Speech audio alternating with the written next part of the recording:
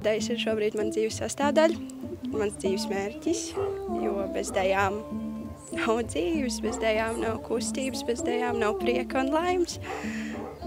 Dejas ir mīlestība, prieks. Bez tautas tērpa, bez dejām, bez tautas mūzikas es sev vairs nevarētu iedomāties.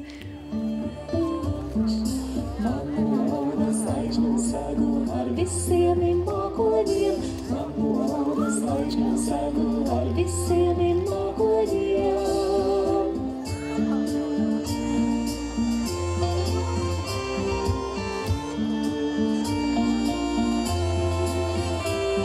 Arī mana mamma ir dejojusi, un arī mana vecmāma ir dejojusi, un vēl joprojām to dara, tāpēc es mēģinu turpināt šo tradīciju dejojot. Tās visas emocijas, ko sniedz publika pēc katras dejas, ko mēs esam pasnieguši, tas tiešām liekas grandiozi un gribas dejot vēl un vēl.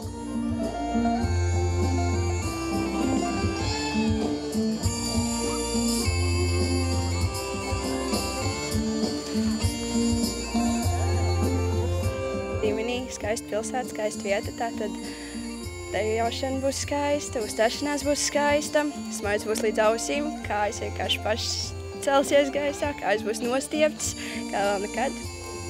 Es zinu, tas būs brīnišķīgi, perfekti. Priekā asaras tecēs skatus.